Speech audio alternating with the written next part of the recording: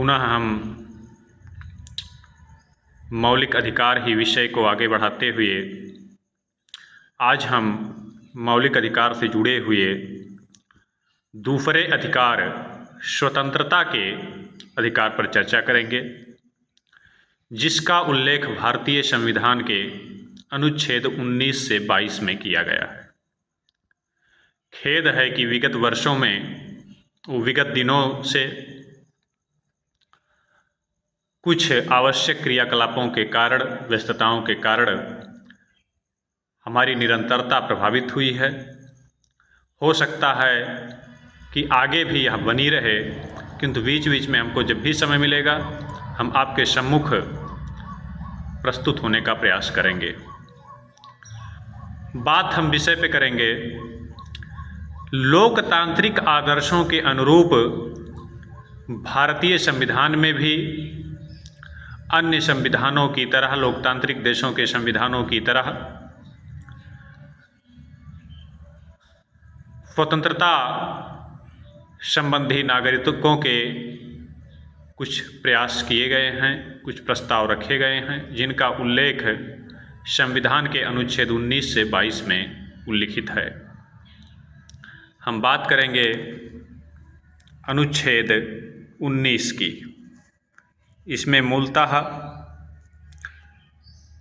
7 स्वतंत्रताएं समाहित थीं, किंतु 44वें संवैधानिक संशोधन के द्वारा संपत्ति के अधिकार को निरस्त कर दिए जाने से अब ये 6 स्वतंत्रताओं में परिवर्तित हो चुकी है और मात्र 6 स्वतंत्रताएं अब बची हैं, जिनका हम एक एक करके उल्लेख करेंगे। पहला है विचार और अभिव्यक्ति की स्वतंत्रता। विचार और अभिव्यक्ति की स्वतंत्रता, 2 शब्द इसमें समाहित हैं, विचार और अभिव्यक्ति, जिसका उल्लेख भारतीय संविधान के अनुच्छेद 19 फर्स्ट के का में किया गया है। विचार मतलब चिंतन, मनन, और जब अभिव्यक्ति का आशय है, जब उस चिंतन को, उस विचार को हम प्रकट कर देते हैं तो वह अभिव्यक्ति में परिवर्तित हो जाता है। इसमें मूलतः निम्न प्रमुख अधिकार समाहित हैं। पहला है प्रेस की स्वतंत्रता, फोन टैपिंग के विरुद्ध अधिकार, यानी निजता भी इसको आप कह सकते हैं, शांति का अधिकार, आरटीआई इत्यादि समाहित हैं। अब शांति का अधिकार क्यों है? हो सकता है कि आपको अचंभित लगे। मूलतः जब तक आप सुरक्षित वातावरण का जो है उपभोग नहीं करेंगे, जब तक आपको सुरक्षित वातावरण नहीं मिलेगा, आप अपने विचारों की अभिव्यक्ति कर ही नहीं सकते हैं स्वतंत्र तौर पर। कई मामले ऐसे होते हैं कि हम जानते हैं कि अपराधी कौन है और हमारे दिमाग में ये चीज़ें आती हैं कि क्यों ना उसको प्रकट कर दिया जाए, लेकिन समाज में अपराधी इसलिए अपने अपराध से बच जाता है, उसके विरुद्ध कोई जो है साक्षी नहीं प्रस्तुत होता है, क्योंकि उसे अपनी सुरक्षा की चिंता होती है, उसे उस सुरक्षित वातावरण का निर्माण वहाँ पे नहीं हो पाता है, वह सुरक्षित वातावरण उसे नहीं प्राप्त हो पाता है, इसलिए भी वह अपने विचार को जो है व्यक्त करने से बचता है। कई ऐसे मुद्दे होते हैं जिस पर लोग एक प्रकार से असुरक्षा की वजह से, भय की वजह से अपने विचार व्यक्त करने से बचते हैं, तो इसमें यह भी समाहित है। अब बात आ जाता है इसमें कि क्या प्रतिबंध भी कुछ है, तो हाँ, राष्ट्र की एकता व संप्रभुता। यदि आपके विचार राष्ट्र की एकता व संप्रभुता को खंडित करने वाले हैं, प्रभावित करने वाले हैं, तो सरकार उस पर, राज्य उस पर प्रतिबंध लगा सकता है। सुरक्षा, तीसरा है वैदेशिक संबंध। यदि आपके विचार वैदेशिक संबंधों को प्रभावित करने वाले हैं, आप आइए और जो है अमेरिकी राष्ट्रपति आए हों, ब्रिटिश प्रधानमंत्री आए हों, रशियन प्रेसिडेंट आए हों और उनको गाली बकना शुरू कर दीजिए, तो ऐसे क्रियाकलापों को आपके प्रतिबंधित किया जा सकता है, जिससे वैदेशिक संबंधों को हानि पहुंचे।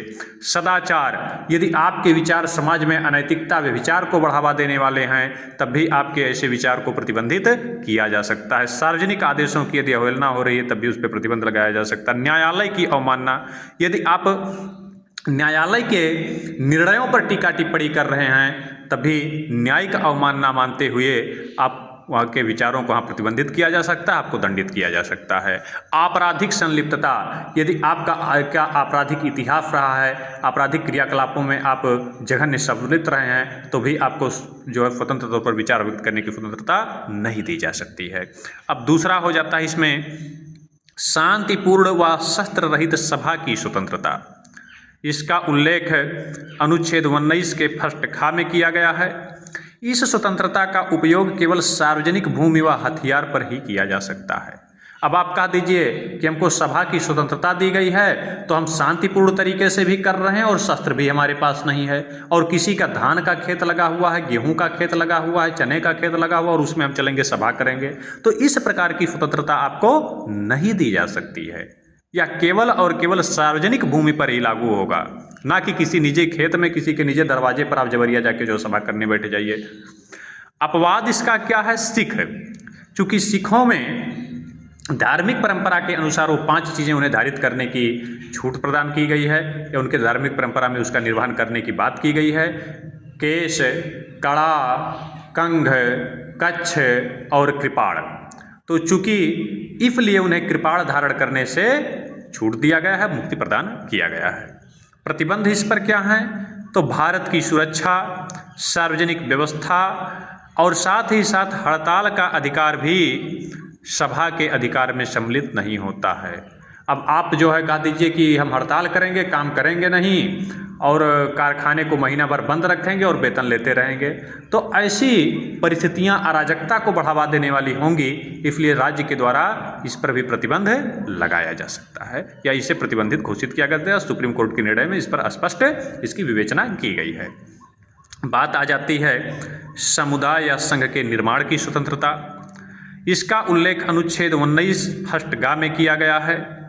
इसमें न केवल संघ के निर्माण, संगठन के निर्माण की बात की गई है, अपितु उनके नियमित यानी उनके जो है नियमों को बनाने में और उनके संचालन का भी अधिकार प्रदान किया गया है। उनके नियम, क्रियाकलाप, संचालन इत्यादि का भी अधिकार प्रदान किया गया है।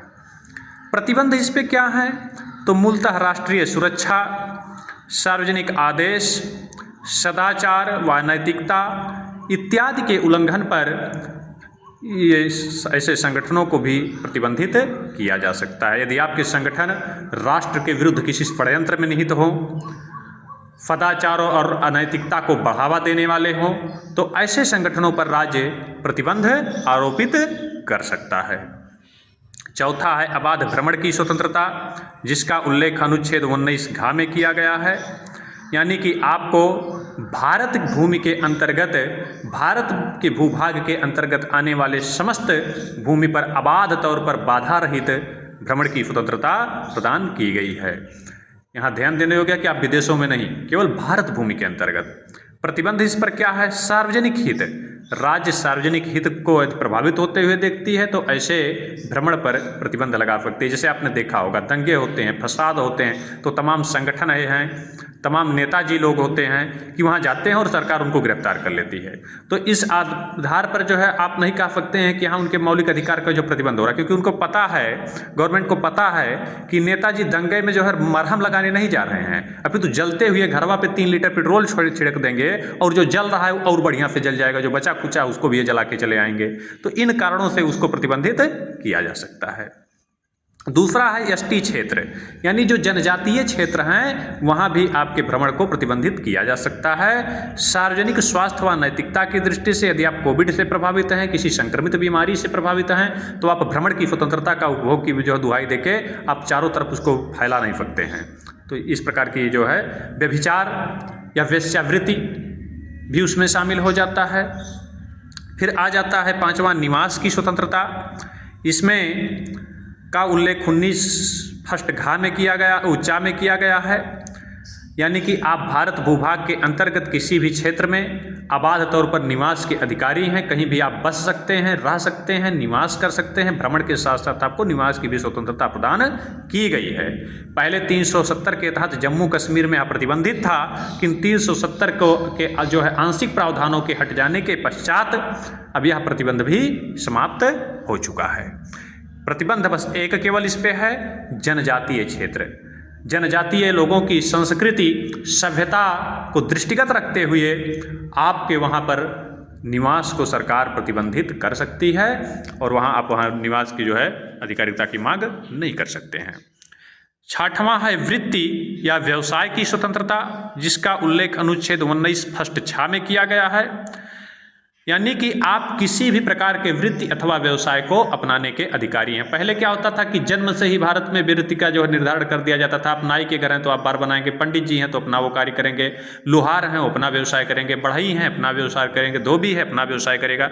लेकिन अब वृत्ति की स्वतंत्रता दे दी गई है कि आप अपनी योग्यता और क्षमता के अनुसार किसी भी वृत्ति का चयन कर सकते हैं। प्रतिबंध इस पर क्या है? किसी वृत्ति विशेष हेतु राज्य द्वारा तकनीकी योग्यता अनिवार्य की जा सकती है। जैसे आप मेडिकल हो गया, अब मेडिकल पे आप दवा बेचने बैठे हैं, दवा का आपको काखा गागा नहीं पता है और आप दे दीजिए दवा और पता लगे कि जीने के बजाय आदमी मर जाए अगर बचना भी हो, तो ऐसे मामलों में सरकार उसमें एक विशेष जो है डिग्री की आपसे उम्मीद कर सकती है, एक विशेष योग्यता की उम्मीद कर सकती है। तो ऐसे तमाम जो है वृत्तियाँ हैं जिस पर सरकार जो है कुछ तकनीकी योग्यता निर्धारित कर सकती है। फिर है राष्ट्रीय हित या सुरक्षा से जुड़े वृत्त पर राज्य का एकाधिकार, यानी कि वह व्यापार, वह वृत्त, वह रोजगार जो राष्ट्रीय हित से प्रभावित हैं, राष्ट्रीय सुरक्षा से जुड़े हुए हैं, उसको राज्य अपने एकाधिकार में ले सकती है और उसमें निजी व्यक्तियों को जो है अधिकार को प्रतिबंधित कर सकती है। जैसे सेना हो गया, पुलिस हो गया, परमाणु संयंत्र हो गए, तो ऐसे मामलों में। सदाचार व नैतिकता, आपको वृत्ति की स्वतंत्रता दी गई है, किंतु वृत्ति के स्वतंत्रता का आशय यह नहीं है कि आप ऐसा कोई व्यापार करें जिससे समाज में अनैतिकता व्यभिचार को बढ़ावा मिले। विद्यालय खुला हुआ तो आप शराब बेचेंगे, कहीं जो है समाज में आप जाके व्यभिचार को बढ़ावा देंगे, अश्लीलता को बढ़ावा देंगे, तो ऐसे व्यापारों को सरकार प्रतिबंधित कर सकती है। आज के क्रियाकलाप को हम ही विराम देते हैं। अगले वीडियो में हम बचे हुए अनुच्छेदों पर चर्चा करेंगे। कृपया ये अति महत्वपूर्ण विषय हैं, इस पर ध्यान देते रहिए। बाकी हम चर्चा पर चर्चा आगे करते रहेंगे।